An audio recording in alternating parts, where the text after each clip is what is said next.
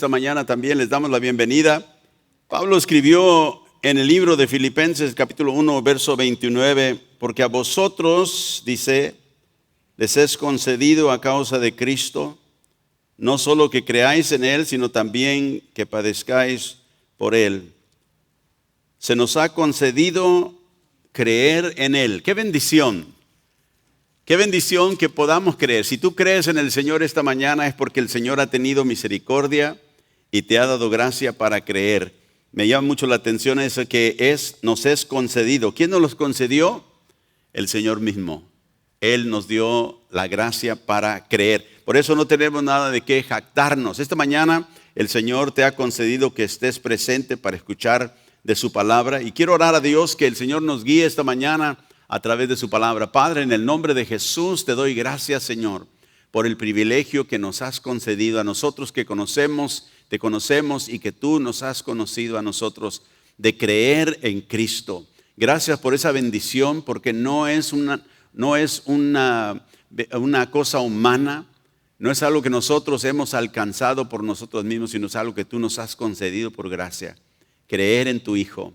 Te doy gracias, Señor, esta mañana por el Espíritu Santo que está aquí presente con nosotros. Guíanos, Señor. Danos luz, danos entendimiento, para que ese entendimiento nos pueda formar para ser discípulos tuyos, que te glorifican con toda nuestra vida. Guíanos ahora, Señor, en el nombre de Jesús. Amén y amén. Gloria al Señor. Si trajo su Biblia, abra conmigo al libro de Proverbios. Proverbios capítulo 29. Proverbios 29 y también vaya a Lucas capítulo 11. Vamos a empezar aquí en Proverbios capítulo 29 y quiero leer el versículo 18. 29, 18. Donde no hay visión, dice la palabra, el pueblo se extravía. Dichosos los que son obedientes a la ley. Mire qué verdad tan importante para nosotros saber, que el extravío del pueblo de Dios viene cuando pierde la visión. Donde no hay visión, otra traducción dice donde no hay visión profética, porque está hablando de aquello que viene a través de los siervos de Dios que Dios envía, los profetas. Donde no hay visión profética, el pueblo ¿qué? Se extravía. Otra traducción dice, vive desenfrenadamente. No hay aquello que lo mantiene firme en el camino. Pero dichosos, dice, son los que obedecen la ley. O sea, los que obedecen los mandamientos de Dios. Porque ellos son los que nos muestran la visión que Dios nos ha enviado. En Lucas capítulo 11, vamos a leer al Nuevo Testamento.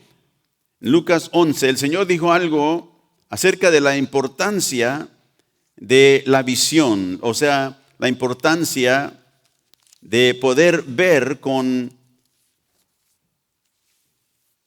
ver en una manera que no nos lleva hacia la oscuridad. En Lucas 11, verso 33, el Señor nos dice aquí, nadie pone en oculto la luz encendida, ni debajo del almud, sino en el candelero, para que los que entran vean la luz.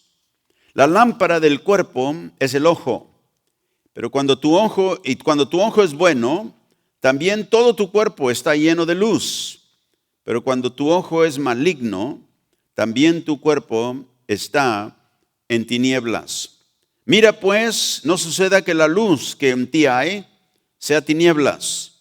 Así que si todo tu cuerpo está lleno de luz, no teniendo parte alguna de tinieblas, será todo luminoso, como cuando una lámpara te alumbra con su resplandor. La lámpara del cuerpo, dijo el Señor, es que el ojo. Y cuando tu ojo es bueno, tu cuerpo estará lleno de luz. O sea, nos da la indicación el Señor aquí, algo muy importante, de que nosotros tenemos la habilidad de ver no solamente la luz, sino también ver la oscuridad. Y tenemos aquí, el Señor muy claramente nos presenta la importancia de poder ver correctamente.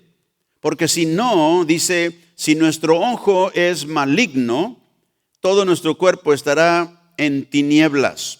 La visión que el mundo tiene es una visión, ¿verdad?, de oscuridad. Y nosotros tenemos que cuidarnos, que no seamos dejados llevar por la visión mundana. La cultura donde nosotros vivimos tiene una visión, tiene su propia idea de lo que el futuro deberá ser.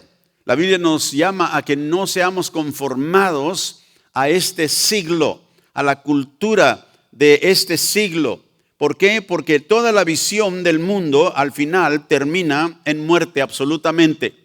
Dice la Biblia en Proverbios 14, verso 12, que hay camino que al hombre le parece derecho, pero su fin es camino ¿de qué? De muerte. Ve, el mundo tiene su propia visión, cómo quiere vivir, qué es lo que ve hacia adelante.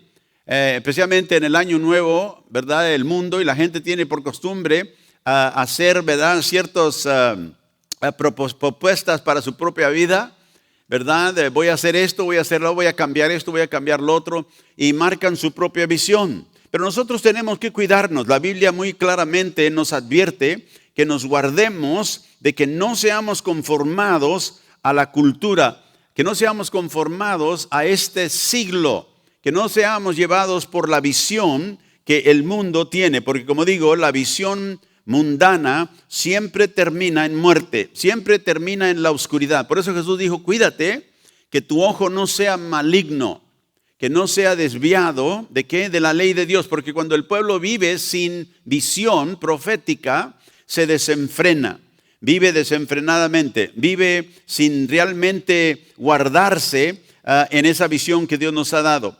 La Biblia nos dice, el apóstol o Jesús mismo primero nos dijo que el príncipe de este mundo viene, dijo Jesús, pero no tiene nada en mí, en Juan 14. Y el Pablo mismo también nos dijo que el Dios de este siglo ciega el entendimiento de los que no creen, en 2 de Corintios 4. Y en Efesios 2 nos dice que hay el príncipe de la potestad del aire, el espíritu que ahora opera en los hijos de desobediencia. Ve, tenemos uno que viene a promover una visión, pero es una visión de oscuridad, es una visión, ¿verdad?, mundana. Y por eso digo, nosotros nos tenemos que cuidar de esa visión que nos lleva a conformarnos a la oscuridad que el diablo promueve. Y no hay nada más que el diablo le gusta que llevarnos a esa visión. Y continuamente nos está llamando en muchas maneras. Y nosotros tenemos que tener, verdad, cuidado de que no seamos arrastrados por ello. Dios sabe que el pueblo necesita visión, necesita ver algo hacia adelante. Y por eso Dios nos ha dado en su palabra la visión, porque Él es un Dios de visión, es un Dios que ve, y podemos usar esa palabra, ¿verdad?, limitadamente, porque Dios no necesita ver hacia adelante para saber lo que viene. ¿Por qué? Porque Él les ha ordenado todas las cosas. Pero cuando nosotros hablamos de la visión, a veces nos equivocamos, no articulamos bien lo que queremos decir. Pero la palabra de Dios claramente nos enseña la visión que Dios tiene para su pueblo. Ahora hay muchas iglesias y muchos pastores, incluyéndonos nosotros, que tenemos o hablamos de la visión que Dios nos ha dado. Pero muchas veces las visiones que pastores tienen o personas tienen en organizaciones no concuerdan con la visión de Dios que nosotros encontramos en la Biblia. Cuando hablamos de visión, ¿de qué estamos hablando? ¿Qué es la visión de Dios? ¿Qué es la visión de Dios para su iglesia? Porque Dios tiene muy claramente delineado en su palabra lo que esa visión es.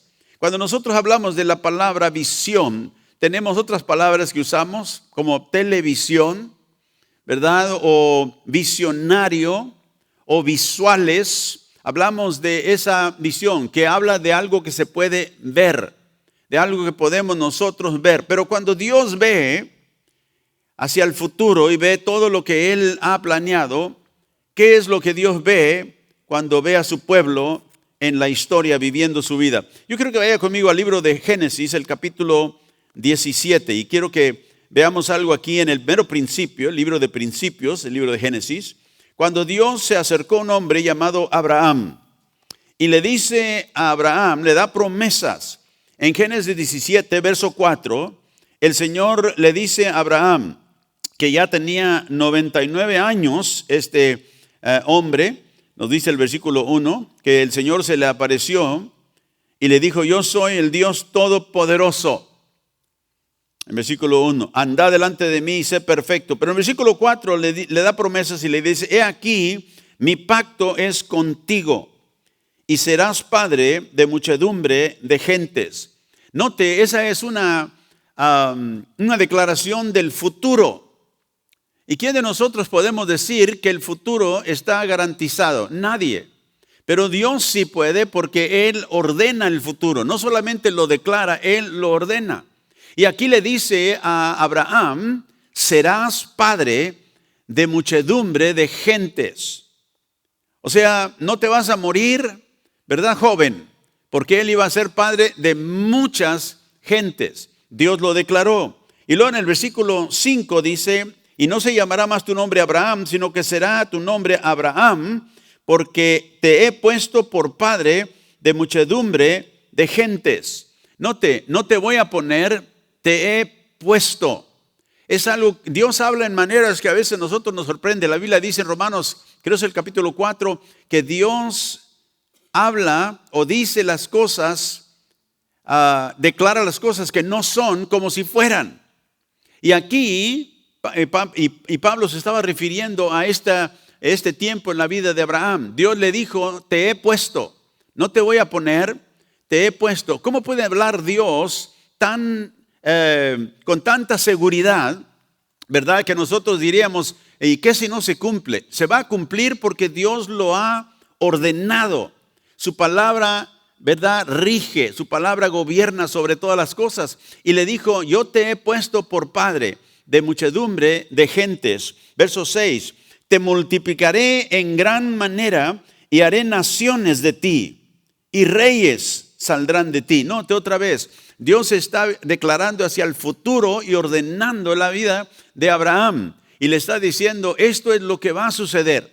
Yo te voy a multiplicar, naciones saldrán de ti.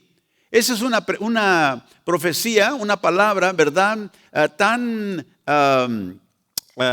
¿Cómo diré? Declarada con tanta certeza que no hay manera que Dios, por eso le empezó en el versículo 1 a decirle a Abraham, yo soy el Dios que todopoderoso, o sea, todo lo puedo. Para Dios decir, te bendeciré, haré naciones de ti, saldrán reyes de ti, solamente un Dios con todo el poder para traer eso a cabo pudiera decirlo. Entonces, cuando hablamos de la visión de Dios, hablamos de lo que Dios declara, lo que Dios, y usamos esa palabra, ¿verdad? Ver, Dios ve, pero no está viendo hacia adelante a ver qué va a pasar. La visión de Dios es lo que Él declara, lo que Él ordena y lo que va a suceder. Y eso es porque Él es todopoderoso. Así que cuando Dios ve, y usamos una vez esa palabra nosotros porque es algo que podemos entender, Dios ve el procedimiento de la historia que Él ha declarado y ordenado. ¿Qué es lo que Él ve cuando nos ve a nosotros, su pueblo? Yo quiero que vayamos a Romanos capítulo 8 y quiero hablar de 4 cosas que el Nuevo Testamento nos habla acerca de la visión de Dios, para que nosotros tengamos este mapa, si podemos decir así, para que nosotros podamos vivir con la visión profética de Dios y no vivamos vidas desenfrenadas y no vivamos vidas sin propósito, porque Dios nos los ha declarado. Y primeramente vamos a Romanos capítulo 8, el versículo 18 en adelante. Romanos 8, 18. Pablo escribe, pues tengo por cierto que las aflicciones del tiempo presente no son comparables con la gloria venidera que nosotros ha de manifestarse. Porque el anhelo ardiente de la creación es el aguardar la manifestación de los hijos de Dios, porque la creación fue sujetada a vanidad, no por su propia voluntad, sino por causa del que lo sujetó en esperanza. Porque también la creación misma será liberada de la esclavitud de corrupción a la libertad gloriosa de los hijos de Dios. Porque sabemos que toda la creación gime a una, y a una está con dolores de parto hasta ahora. Y no solo ella, o sea, no solo en la creación, sino que también nosotros mismos, que tenemos las primicias del Espíritu, nosotros también gemimos dentro de nosotros mismos, esperando la adopción, la redención de nuestro cuerpo. Porque en esperanza fuimos salvos. Pero la esperanza que se ve no es esperanza. Porque lo que alguno ve, ¿a qué esperarlo? Pero si esperamos lo que no vemos, con paciencia lo aguardamos. Ahora Pablo nos dice que nosotros hoy estamos viviendo una experiencia en una creación, dice ahí en el versículo 18, una creación que está en aflicción.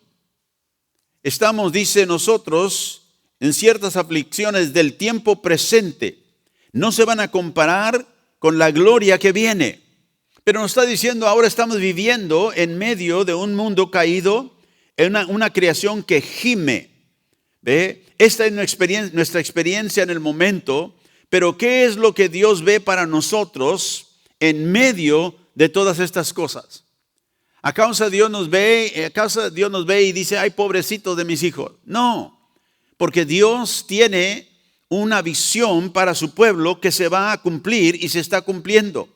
Muchas veces nosotros vemos las cosas de la creación donde vivimos, donde Pablo dice nosotros también gemimos, ¿verdad? Porque la creación está sujetada a vanidad. Dios la sujetó. ¿Por qué? Por medio del pecado. Y a veces nosotros permitimos que las cosas presentes que estamos pasando, que estamos sufriendo, ¿verdad?, nos cieguen a la visión que Dios tiene para nosotros.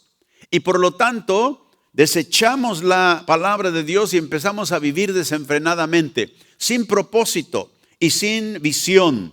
Y nosotros nos alejamos en muchas maneras. Note que aquí en el versículo 28 del capítulo 8, vaya conmigo ahí, sigue diciendo Pablo, y sabemos que a los que aman a Dios, todas las cosas les ayudan a bien. Todas las cosas a aquellos que aman a Dios les ayudan para bien. Aún cuando estamos viviendo, ¿dónde? En medio de una creación que está, ¿verdad?, sujetada a vanidad. En medio de una creación donde sufrimos aflicciones. Dice Pablo, nosotros sabemos que todas las cosas obran para bien. Para los que aman a Dios, a los que conforme a su propósito, dice, son llamados. Porque a los que antes conoció, también los predestinó para que fuesen hechos conforme a la imagen de su Hijo, para que Él sea el primogénito entre muchos hermanos. Ahora, versículo 13. Y a los que predestinó, a esos también llamó. Y a los que llamó, a esos también justificó. Y a los que justificó, a estos también glorificó. Ahora notamos aquí que el Señor nos está dando esta palabra a través del apóstol que Él envió, que dice aquí en el versículo 29, que a los que antes conoció, aquellos sobre los cuales Él puso su amor y nos escogió, dice también nos predestinó para que fuésemos hechos, ¿qué? Conforme a la imagen de su Hijo. Estamos en medio de una creación caída. Estamos en medio de una creación en aflicción. Nosotros también gemimos porque somos parte de esa creación. Pero en medio de ello, Dios declara esta parte para nosotros, que Él nos predestinó para que fuésemos hechos a la imagen de su Hijo. O sea que en este momento, la visión de Dios para mí y para ti como un seguidor de Cristo es que tú seas hecho como su Hijo. que tú seas conformado a la imagen de Cristo Jesús. Esa es la visión personal que Dios tiene para todos nosotros los que somos seguidores de Cristo. Y por eso dije, no debemos de dejar que la creación que está caída, que está sujetada a vanidad, en el cual hay sufrimientos que no pueden compararse, dice, con la gloria que va a venir. Aquí, tú y yo necesitamos saber que la visión que Dios tiene para mí, que lo que Dios ve cuando me ve a mí es ser conformado a la imagen de su Hijo. Y Él no va a cambiar, porque eso es lo que Él ha declarado, que Él ha ordenado para tu vida, ha ordenado para mi vida. Así que en lugar de dejar que las cosas que nos rodean, las cosas que nos afectan aquí, ¿verdad?, sean lo que nos den la visión hacia dónde debemos caminar, debemos de ir a la visión que Dios ha declarado. Y así como le dijo a Abraham, yo te he hecho padre de muchas naciones, a nosotros nos dice que nos predestinó para que fuésemos como Cristo. ¿Y cuántos de ustedes saben que vamos a ser como Cristo? Sí. Así que nosotros debemos de adoptar esa visión que Dios tiene. Cuando Dios me ve a mí, me ve siendo conformado a la imagen de su Hijo. Así que la primer parte de la visión de Dios es personal, es para mí y para ti. Y Dios tiene esa misma visión para todos sus hijos. No hay unos que dicen, yo quiero que tú seas como mi Hijo Jesús y tú no.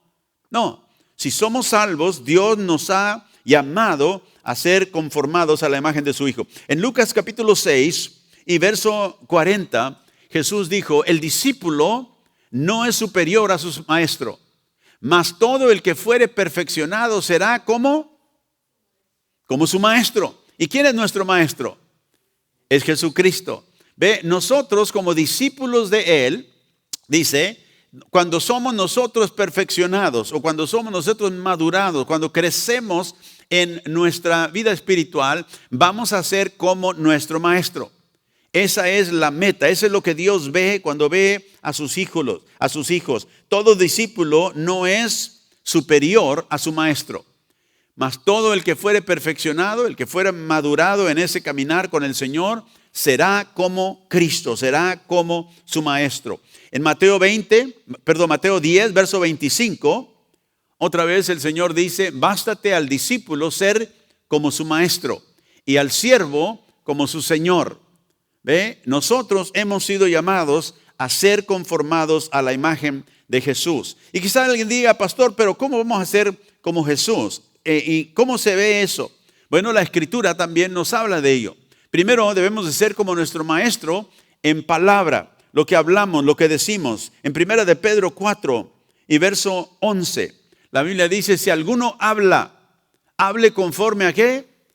A las palabras de Dios. Ve, y cada uno de nosotros tenemos que reconocer, entre más crecemos en el Señor, más debemos nosotros hablar conforme a lo que Dios dice.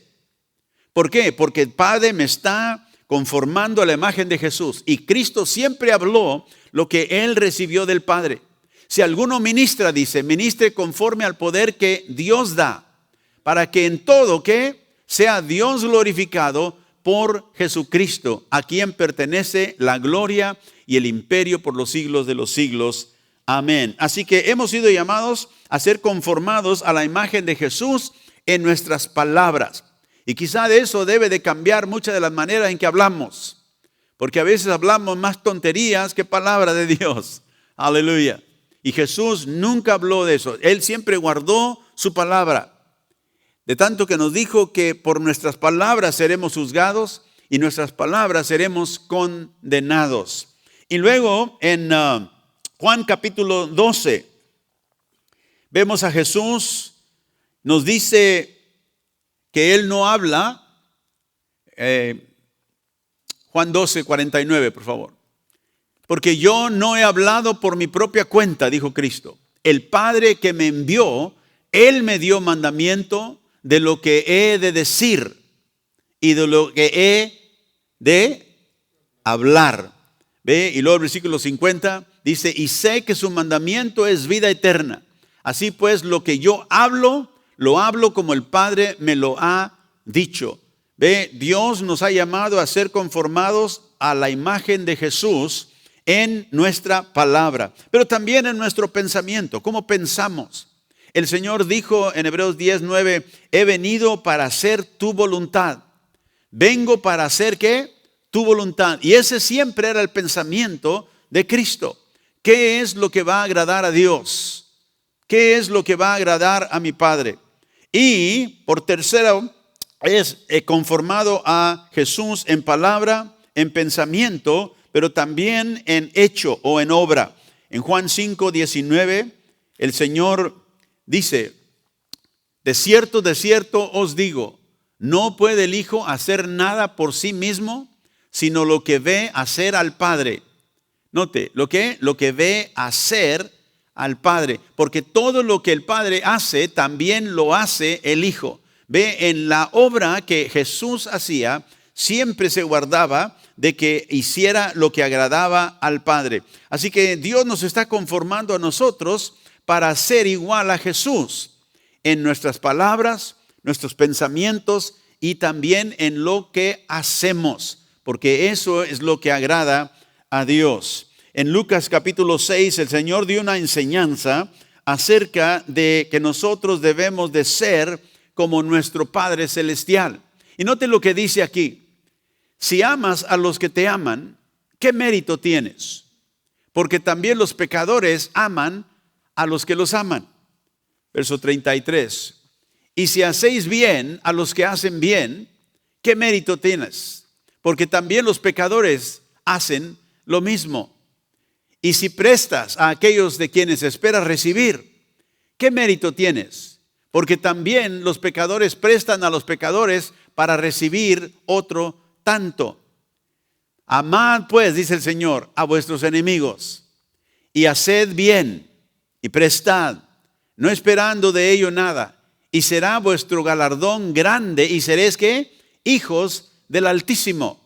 Porque Él, o sea, hablando del Padre, Dios es bueno, es benigno para con los ingratos y los malos. ¿Cómo debemos nosotros de ser conformados a la imagen de Jesús? Bueno, en la manera en que nosotros actuamos, en la manera en que nosotros vivimos, en la manera en que nosotros nos comportamos. Porque Él quiere que seamos conformados ¿a quién? A la imagen de su Hijo. ¿Cómo fue Jesús? Él vivió en tal manera en que todo lo que Él hacía era para agradar a su Padre. Y aquí el Señor nos dice, mira, haz bien, ama a tus enemigos, haz el bien, ¿sí? Ayuda a aquellos que están en necesidad, cuando habla de prestar. Y dice, hazlo y serás, ¿qué? Hijos del Altísimo. Y luego nos dice, ¿por qué? Porque Él es bueno, Él es benigno. ¿Él es benigno con quién? ¿Él es bueno con quién? ¿Con los que son buenos con Él? Acaba de decir, si eres solamente buenos con los que son buenos contigo, los pecadores hacen eso. Si tú solamente haces lo que los pecadores hacen, ¿qué diferente eres de ellos? No eres diferente. Pero dice, aquellos que son hijos de Dios son como Dios mismo. Y nos da esta expresión. Él es benigno, Él es bueno. ¿Para quién? Con los ingratos y los malos. Cuando el Señor dice, ama a tus enemigos, ¿qué nos está diciendo? ¿Que nosotros nos debemos de sentir como cuando amamos a nuestros hijos? No. Está hablando de una actitud de bondad. Dice aún, sé bueno con aquellos que son ingratos. Sé bueno aún con aquellos que son malos. Porque entonces mostrarás que eres hijo de Dios. ¿Por qué? Porque así fue Cristo. ¿Y a quién estamos siendo conformados? A Cristo, a la imagen de su Hijo, como dijo el apóstol Pablo. Así que aún hasta amar, ser bueno con nuestros enemigos. Cuando ellos te hagan algo mal, tú no les hagas algo mal, ¿verdad? En retorno, sé bueno. No quiere decir que tenemos que tener sentimientos de amor, que los queremos abrazar, no. ¿Por qué? Porque les deseamos lo mejor, aunque son malos, aunque como Jesús fue perseguido, pero Él nunca reaccionó en una manera, ¿verdad? Mala. Él siempre en amor, ¿verdad? Trató a todos con esa benignidad, con esa bondad. Ahora, en Gálatas capítulo 6, el apóstol Pablo también escribe aquí acerca de hacer el bien. Y dice así que según tengamos oportunidad, hagamos ¿qué? Bien. Ve, Jesús acaba de decirnos, ¿verdad? Haz bien ¿Ve? Haz bien, haz lo bueno, sé benigno hasta con los ingratos. Y aquí Pablo nos dice, según tengamos oportunidad, hagamos bien ¿a quién? A todos. ¿Ve? Nuestra vida debe de ser una vida que manifiesta la bondad de Dios. No solamente a los que merecen. A veces nosotros tratamos a la gente que nos trata bien, los tratamos bien. Pero aquellos que son ingratos y como que no queremos. ¿Por qué? Porque queremos seguir siendo como somos y no como Cristo. ¿Ve? Pero cuando tenemos esa visión, ¿qué es lo que Dios ve cuando ve mi vida? Me ve conformado a la imagen de su Hijo. Y aquí dice, hagamos bien a todos, pero note, y mayormente, ¿a quién? A los de la familia de la fe.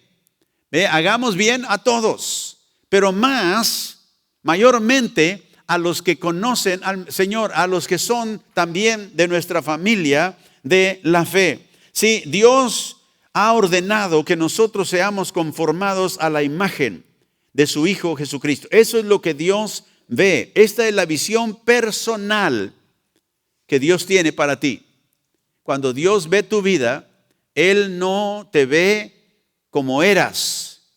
Él no te ve como eres. Por eso Dios nunca se desanima de nosotros de tal manera que nos abandona. Porque Él ha declarado lo que Él quiere que nosotros seamos. Como le dijo a Abraham, yo te he hecho padre de muchas naciones. A nosotros nos dijo, yo te he hecho como mi Hijo Jesucristo. Aleluya.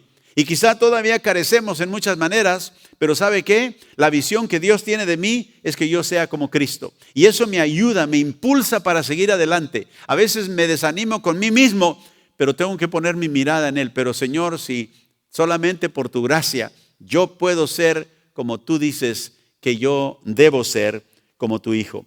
Y luego vamos a Juan capítulo 13. Y esto me lleva a la segunda parte de la visión que Dios tiene en el Nuevo Testamento para nosotros. La primera es personal, todos digan personal.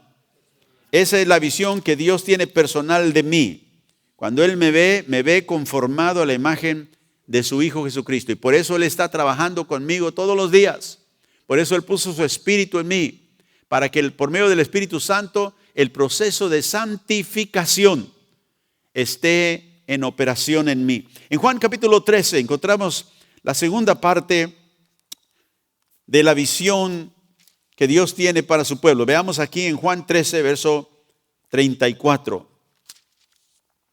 Un mandamiento nuevo os doy, le dijo Jesús a sus discípulos, que os améis unos a otros, como yo os he amado, que también os améis unos a otros. En esto conocerán todos que sois mis discípulos, si tuvieres amor los unos con los otros. Ahora, ¿qué es la evidencia que Jesús nos dice aquí que somos sus discípulos? Ahora podríamos decir nosotros es que yo tomo clases, voy al estudio bíblico, ¿verdad? Yo vengo a la iglesia, yo leo la Biblia, todos son cosas buenas. Pero una gente que no conoce a Cristo puede hacer lo mismo.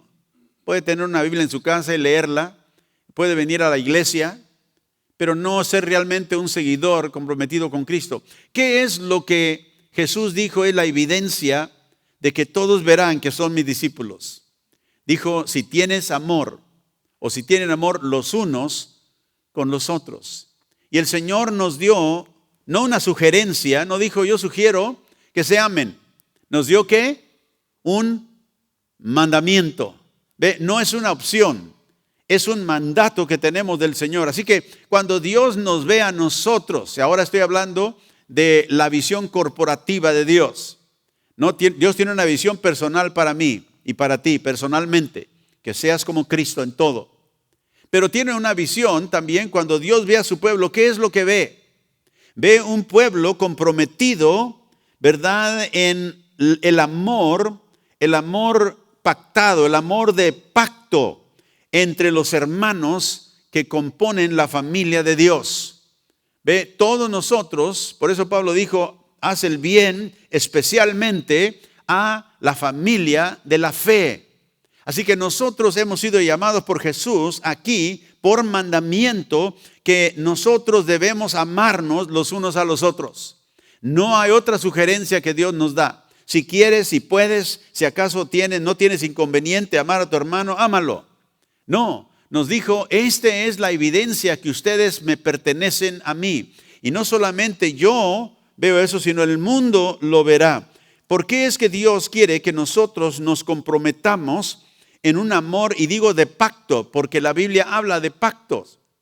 Veamos aquí en Primera de Reyes capítulo 8. Vamos ahí, el rey David,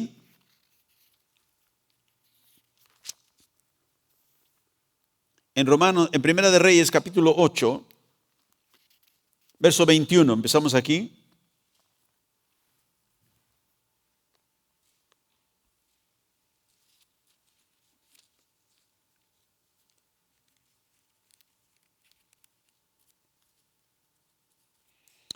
Dice en el versículo 20, vamos a empezar en el versículo 21.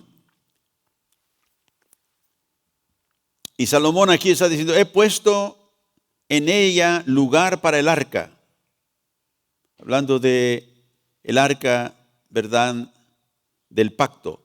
En la cual está el pacto de Jehová que él hizo con nuestros padres cuando los sacó de la tierra de Egipto. Note que Dios, Jehová, hizo con nuestros padres. ¿Qué hizo? Hizo un pacto.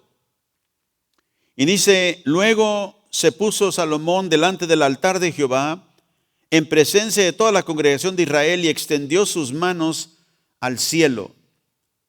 Verso 23, y dijo, Jehová Dios de Israel, no hay Dios como tú, ni arriba en los cielos, ni abajo en la tierra, que guardas el pacto y la misericordia a tus siervos, los que andan delante de ti con todo su corazón. Note, Jehová, que guarda el pacto y la misericordia. Dios es un Dios de pactos.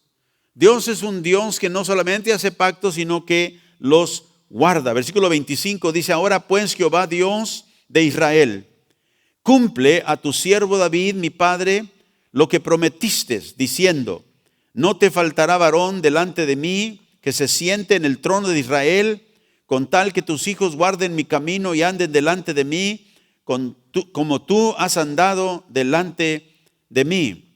Ahora pues, oh Jehová Dios de Israel, cúmplase la palabra que dijiste a tu siervo David, mi padre. Note cómo Salomón le pide a Dios que cumpla. Le dice, cúmplase tu palabra. ¿Está Salomón dudando que Dios va a hacer lo que dijo? No. Está declarando que Dios es un Dios de pacto. ¿Y por qué puede decirle a él, cumple lo que has dicho? Porque él sabe que si Dios lo dijo, lo va a hacer. Y le está diciendo, Señor, cumple a tu siervo David, mi padre, lo que le prometiste. No le está retando como que no creo lo que tú le dijiste, pero está diciendo, haz lo que tú has declarado. Y él sabe que Dios, siendo un Dios de pacto, lo va a cumplir. Nosotros también debemos ser como él. Debemos imitar a Dios como aquellos que guardamos el pacto con nuestros hermanos en Cristo. Porque somos el pueblo, ¿verdad?, de un nuevo pacto que Dios ha hecho con nosotros. Lo hizo conmigo, lo hizo contigo, lo hizo con nosotros. Entonces, cuando el Señor nos dice que nos debemos amar los unos a los otros, nos dijo, doy un mandamiento, es parte de ese pacto. Nosotros vivimos pactados en amor con nuestros hermanos. Y nosotros tenemos que ser igual como Dios es.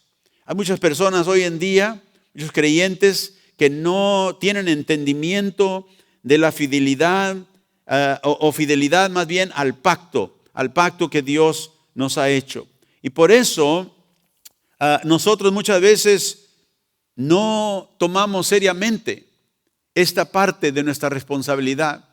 Cuando Dios nos ve a nosotros como iglesia, como pueblo suyo, nos ve comprometidos los unos con los otros. Por eso nos dice cosas como si tu hermano peca contra ti, viene y te pide perdón, perdónalo. Es mi hermano. cuando Dios nos da instrucción acerca de cómo tratar a nuestros hermanos. Haz bien a todos, pero mayormente a los que son, ¿verdad?, de la familia, de la fe. Nos está instando a una fidelidad de pacto. La Biblia dice que las misericordias de Dios nunca fallan. Lamentaciones 3:22, nunca fallan, son nuevas cada día. ¿Por qué? Porque Dios guarda su pacto. Dios es un Dios que guarda su pacto y la misericordia hacia nosotros. En 1 Tesalonicenses 4, verso 9, el apóstol Pablo escribe aquí, en 1 Tesalonicenses 4, 9, dice, pero acerca del amor fraternal, no tenéis necesidad de que os escriba, porque vosotros mismos, dice Pablo a la iglesia, habéis aprendido ¿de quién? De Dios, que os améis unos a otros. ¿De quién viene esa instrucción que nos amemos como hermanos en Cristo? Viene de Dios. Y si nos amamos es porque lo hemos aprendido de Dios, porque no es algo que viene, ¿verdad?, por naturaleza humana. Nosotros somos más egoístas que amorosos, pero cuando Dios nos ve a nosotros como su pueblo, nos ve comprometidos en amor los unos a los otros. Yo debo amarte a ti, tú debes amarme a mí, porque es el mandamiento que tenemos del Dios vivo. Así que esta es la visión corporativa de Dios para todos los creyentes en Cristo, que vivamos en el amor de pacto, comprometidos al Dios que guarda sus pactos. Luego, número 3, la tercera parte, componente de la visión de Dios. Primero, dijimos que es una visión personal, que me lleva a conformidad a Cristo. Segundo, tiene un componente corporativo, porque Dios tiene una visión para nosotros, que vivamos en amor los unos con los otros. Luego tenemos la tercera parte del componente de la visión de Dios. Vamos a Juan capítulo 20. Juan capítulo 20. Y esta tercera parte no tiene que ver conmigo solamente, con nosotros, aunque somos envueltos en ella. Pero la tercera componente de la visión de Dios, cuando Dios me ve a mí, me ve conformado a Jesús, cuando nos ve a nosotros, nos ve amándonos, ve los unos a los otros, pero Dios también tiene su mirada en un mundo perdido y tiene un componente de la visión que le digo es una visión global. Cuando Él ve a su iglesia alcanzando a un mundo perdido. Jesús fue enviado por el Padre al mundo para que a través de Él el mundo fuera salvo. Dice la Biblia en Juan 3:17. Pero aquí en Juan capítulo 20 y versículo 20, vamos a empezar en el versículo 20. Dice, y cuando les hubo dicho esto, les mostró sus manos y costado. Esto después de la resurrección, cuando se aparece a sus discípulos. Y los discípulos se regocijaron viendo al Señor. Entonces Jesús les dijo otra vez, pasa a vosotros, como me envió el Padre, escuche, así también yo os envío. Como el Padre me envió, yo también los envío. Y luego dice en el versículo 22, y habiendo dicho esto, sopló y les dijo, recibid el Espíritu Santo.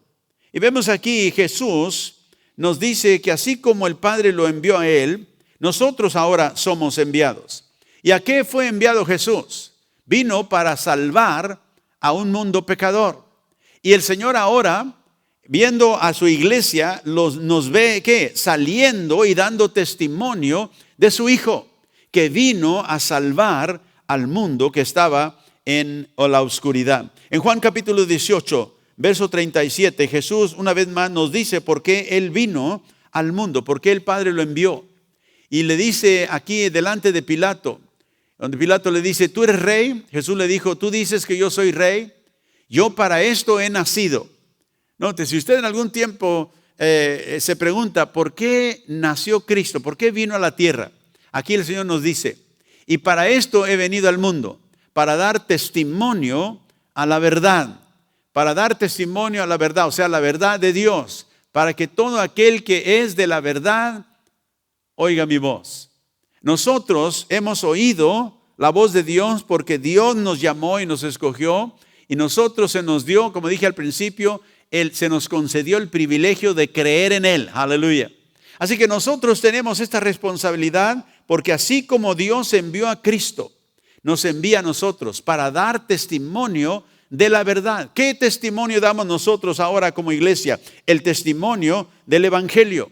En Lucas capítulo 21, versículo 12 y 13, el Señor dice aquí: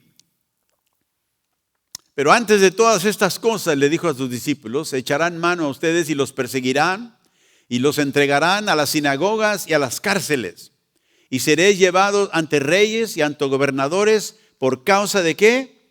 De mi nombre, dijo, versículo 22. Y esto os será ocasión para quejarnos. Ay, Señor, ¿por qué me traes por este camino? Ay, Señor, ¿por qué me están maltratando? Yo solamente quiero ayudarlos. ¿Por qué, Señor, me dicen que soy, verdad, un religioso? ¿Por qué me desprecian porque soy cristiano? ¿Te sorprende eso? No nos debe de sorprender. Ahora, nosotros vivimos bendecidos en un país donde hasta el momento realmente no tenemos y no sufrimos persecución. Pero el Señor dijo que un día todos sus seguidores recibirían persecución. Y aquí al principio les dice a sus discípulos, cuando esto suceda, les dice, será ocasión para dar testimonio. En vez de quejarte, acuérdense, estamos en medio de ¿qué? De una creación, ¿verdad?, en crisis, de una creación caída, de una creación donde hay aflicción. Donde Pablo dice, pero las aflicciones de este tiempo presente no son dignas de ser comparados a la gloria que venidera, la gloria que nos espera. Pero en medio de este mundo en tinieblas, Dios nos ha enviado a nosotros como envió a Cristo. Y dice para que nosotros demos testimonio de su Hijo. Así como Cristo vino para dar testimonio, nosotros también. Y Jesús le dijo aquí a sus discípulos que los perseguirían, los entregarían, dijo, a prisiones.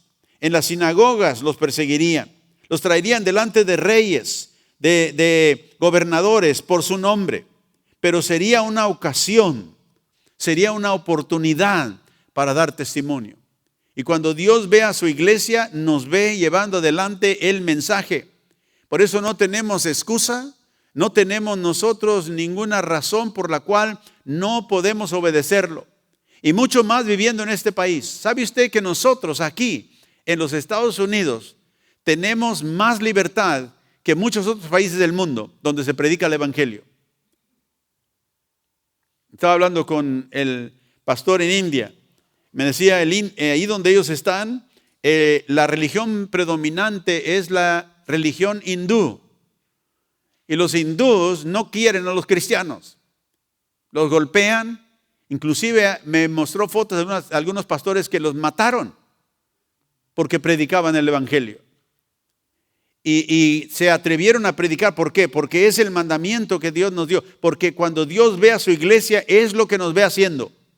¿Por qué? Porque Él nos ordenó que lo hiciéramos. Hubiera persecución, hubiera maldad, hubiera prisión, inclusive hasta la muerte, dijo Jesús. El que me va a seguir a mí, como dije la semana pasada, tome su cruz y sígame. Y los discípulos en ese tiempo sabían lo que Él estaba diciendo. La cruz era donde ejecutaban a los criminales. Y si tú no estás dispuesto a dar tu vida por mí, por el Evangelio, dice, no puedes ser mi discípulo. Así que nosotros hemos sido ordenados por el Dios Todopoderoso de alcanzar a un mundo perdido con el Evangelio. Y alcanzar al mundo perdido nunca es fácil, pero para nosotros aquí en los Estados Unidos es más fácil que en muchos otros lugares del mundo. Porque aquí tú le puedes hablar a alguien y lo peor que te dice es que quítate de aquí, no me hables más de eso. Pero en otros lugares te toman piedras, te apedrean, te echan a la cárcel por dar testimonio. Así que nosotros tenemos este propósito, este mandamiento. En Hechos 26, cuando el Señor llamó al apóstol Pablo, lo ungió, lo llamó a predicar, le dijo estas palabras en Hechos 26, verso 16. Le dijo, pero levántate y ponte sobre tus pies, porque para esto te ha aparecido a ti, para ponerte por ministro y testigo de las cosas que has visto y aquellas en que me apareceré a ti, le dice Jesús a Pablo, librándote de tu pueblo y de los gentiles, a quienes ahora te envío. ¿Para qué? Para que abras sus ojos. Aleluya. Cuando Dios ve a la iglesia, ¿qué nos ve haciendo? Abriendo los ojos de los que están ciegos. Dijo, ¿cómo puedo abrir yo los ojos de un ciego espiritualmente? Dando testimonio de lo que Jesús vino a hacer, de su Hijo. Para que abras sus ojos, para que se conviertan de las tinieblas a la luz. ¿Cómo se convierte gente de las tinieblas a la luz? Cuando la iglesia a la que Dios ve llevando el mensaje, el testimonio al mundo, habla, no importa la situación, da la ocasión para dar testimonio y da testimonio. Para que se conviertan de las tinieblas, dijo el Señor a Pablo, a la luz, de la potestad de Satanás a Dios. Ve, dijo en Efesios capítulo 2, el apóstol Pablo dijo que antes nosotros vivíamos bajo el príncipe de la potestad del aire, el espíritu que obra en los hijos de desobediencia, aquellos que están bajo la potestad de Satanás. ¿Qué es lo que los puede librar? El testimonio de la iglesia, el testimonio del pueblo a quien Dios ve llevando el mensaje. Esa es la visión de Dios para la iglesia.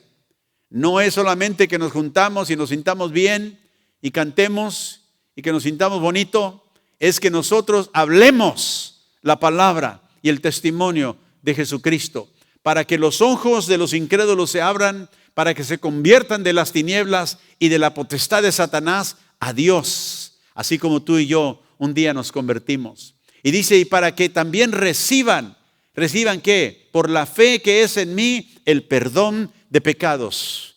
Tú ves a la gente perdida, ¿qué necesita? El perdón de sus pecados. Pero ellos no saben que es el pecado que los ha condenado a la muerte.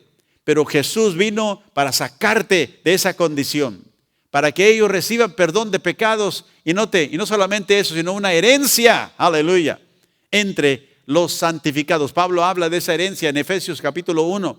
Dice, hemos recibido nosotros una herencia celestial, una herencia en Dios, que Dios ha preparado para todos aquellos que le aman, aleluya. Así que cuando Dios ve a su pueblo redimido, a la iglesia, ¿qué es lo que ve?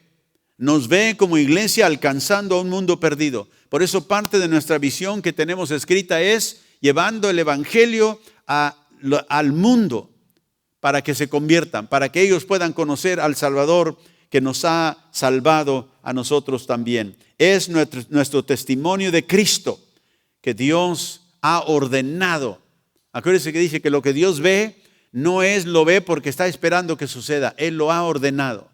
Como el Padre envió a Jesús, Jesús dijo, yo los envío a ustedes. Nos envía por mandato, nos envía con propósito, nos envía porque Él ha designado a aquellos que verán la luz. Él ha designado a aquellos que se convertirán a Dios del poder de Satanás. Cuando Pablo llegó a una ciudad, el Señor se le apareció. Y cuando él llegando recién a esa ciudad, el Señor le dijo, tengo mucho pueblo en esta ciudad. Fíjese, él ni había empezado a predicar todavía, pero Dios sabía, ahí hay un pueblo que él iba a llamar a través del evangelio. Cuando tú veas a la gente que no conoce a Cristo, velos como Dios los ve. De aquí, de este pueblo, de aquí, de este lugar, donde trabajas, donde estés, Dios tiene un pueblo. Y si yo declaro el mensaje de salvación, Dios va a salvar a aquellos a quien Él le place. Dios muestra misericordia al que Él quiere.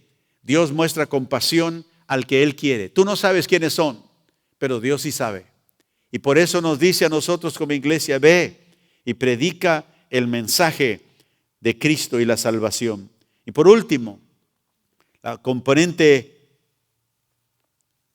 último es la visión de Dios eterna. Ya hemos visto en Daniel capítulo 7, en otras enseñanzas, donde el Hijo del Hombre viene delante del anciano de días, dice la Biblia, y se presenta, es Jesús. En la resurrección se presenta delante del anciano de días.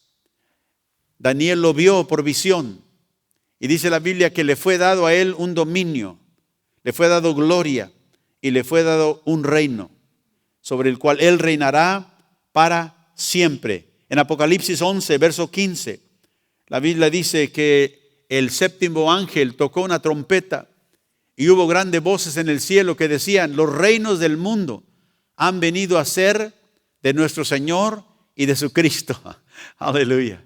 Note con la definidad que habla. No van a ser, dice, han venido a ser de nuestro Señor y de su Cristo.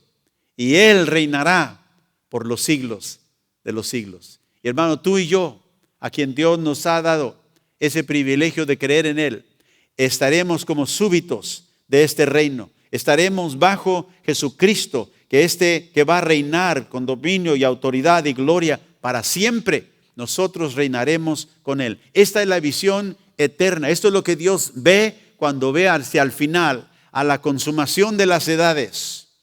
Él ve al pueblo suyo que Él redimió, que Él ha conformado a la imagen de Jesús, que se aman los unos a los otros. Él nos ve reinando con Cristo para siempre. Y aquí en Apocalipsis 21, empezando en el versículo 1, el apóstol Juan ve la visión de Dios y dice: vi un cielo nuevo y una tierra nueva, porque el primer cielo y la primera tierra pasaron. Acuérdense lo que leímos ahí en Romanos 8, donde Pablo dijo: los sufrimientos del tiempo presente, donde estamos viviendo, no son dignos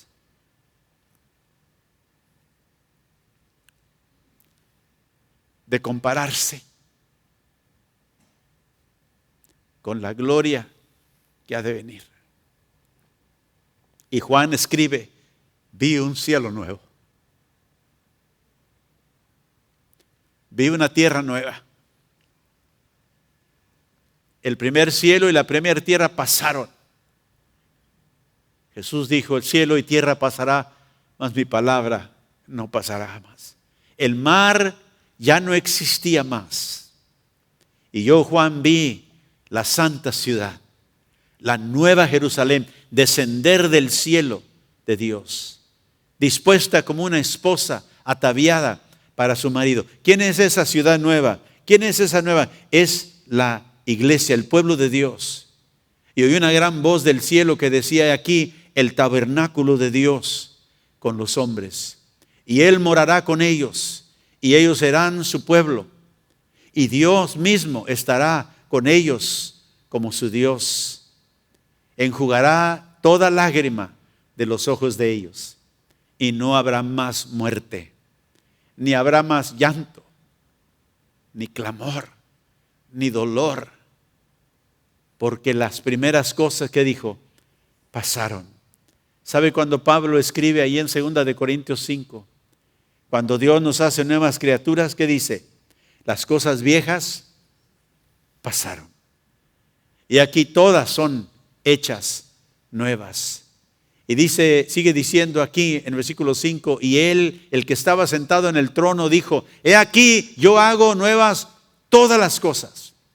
Y me dijo: escribe, porque esas palabras son ¿qué? Fieles y verdaderas. Y me dijo: hecho está. Note cómo Dios habla con tanta certeza y definitivamente. No se va a hacer. Hecho está. Yo soy el alfa y el omega, el principio y el fin.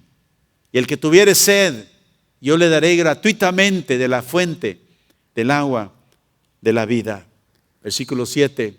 El que venciere heredará todas las cosas, y yo seré su Dios, y él será mi hijo. Pero los cobardes, los incrédulos, los abominables, los homicidas, los fornicarios y hechiceros, los idólatras y todos los mentirosos tendrán su parte en el lago que arde con fuego y azufre, que es la muerte segunda. Pero sobre su iglesia, la muerte segunda no tendrá poder. Por eso dijo el Cristo, el que cree en mí, aunque muera, vivirá. Y el que vive y cree en mí, jamás morirá eternamente. Cuando Dios ve al pueblo suyo, nos ve reinando con Cristo, nos ve en la condición eterna que es la glorificación del pueblo de Dios. Hermanos, ese es nuestro futuro. A veces nosotros no sabemos qué el futuro traerá. Sí sabemos. Sabemos porque tenemos la visión de Dios. Sabemos porque hemos recibido revelación de lo que Dios ha ordenado que suceda y va a suceder. Y así como le dijo a Abraham, yo te he hecho padre de muchas naciones. Dios nos dice, hecho está. Hecho está. Dios ha cumplido lo que Él ha prometido. Solamente en el tiempo en el cual nosotros vivimos estamos esperando que eso se manifieste. Nosotros hemos sido llamados a ser conformados a la imagen de Jesús. Hemos sido llamados como pueblo a amarnos los unos a los otros. Hemos sido llamados como un cuerpo para dar testimonio del Hijo de Dios, para que el mundo crea y sea salvo. Y hemos sido llamados para vivir bajo un reino que nunca será destruido o conquistado, que nunca tendrá fin. Y todo esto Dios lo hizo ¿para qué? Para que Él sea glorificado en medio de su pueblo.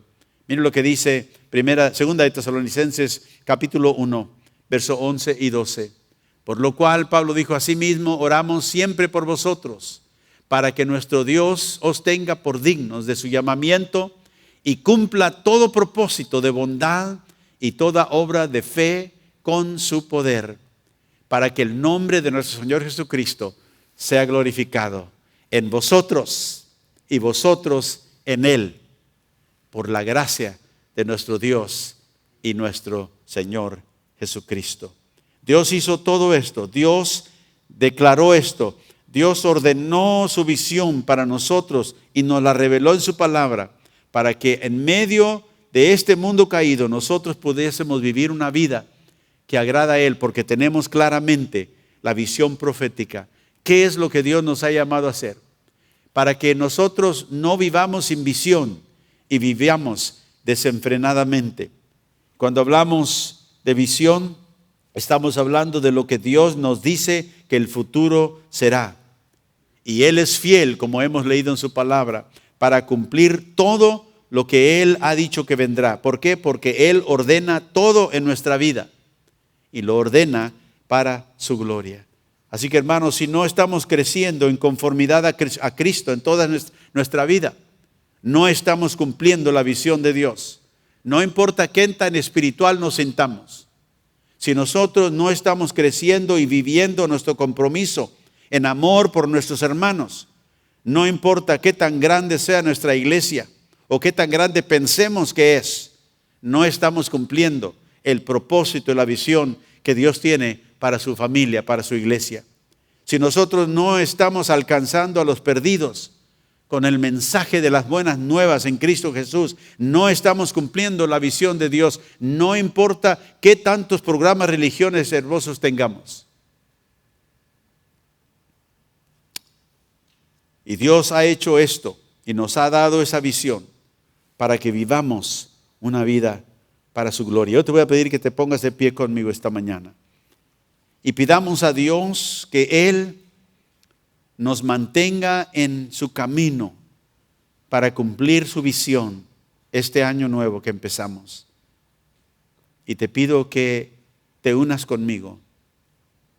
Señor, aquí delante de ti, como tu pueblo, te damos gracias por revelarnos lo que tú ves cuando nos ves a nosotros como personas. Nos ves conformados a la imagen de tu Hijo. Gracias, Señor. Porque sin ti nunca podríamos llegar a hacerlo. Cuando tú nos ves como iglesia, como tu familia, nos ves, Señor, viviendo en un amor entrañable los unos con los otros. Perdónanos, Señor, si no hemos amado a nuestros hermanos como tú nos has amado a nosotros. Tú amas, Señor, aún a los ingratos, a los que son indignos de amor. Enséñanos a amarnos. Enséñanos a hacer el bien hacia todos y principalmente hacia la familia de la fe. Ayúdanos, Señor, para vivir la visión que tú tienes para nosotros de alcanzar a un mundo perdido.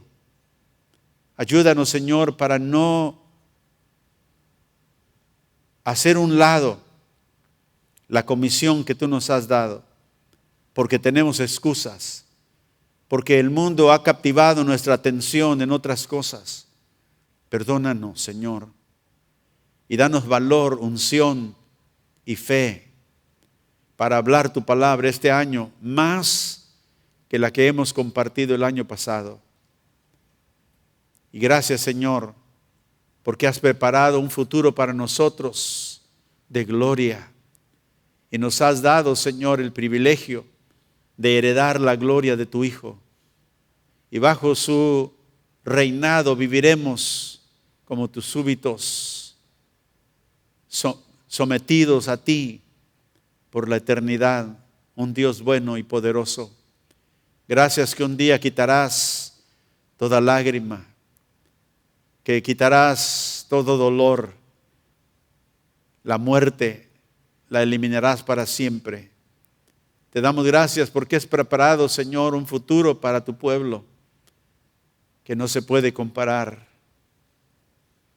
con el sufrimiento del tiempo presente, con las lágrimas, con el dolor, con la persecución o con todo aquello, Señor, que viene para perturbar nuestra vida en el tiempo presente.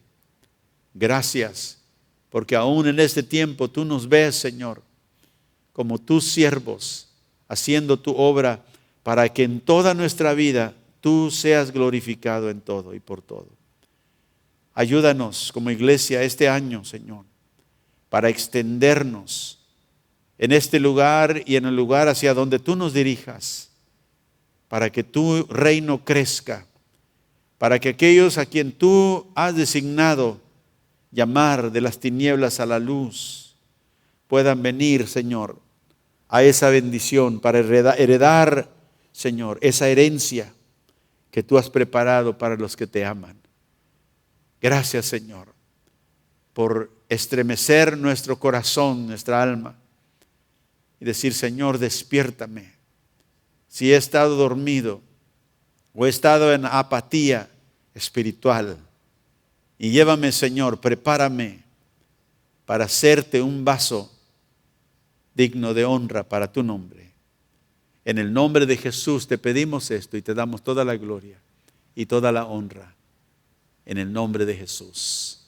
Amén y amén.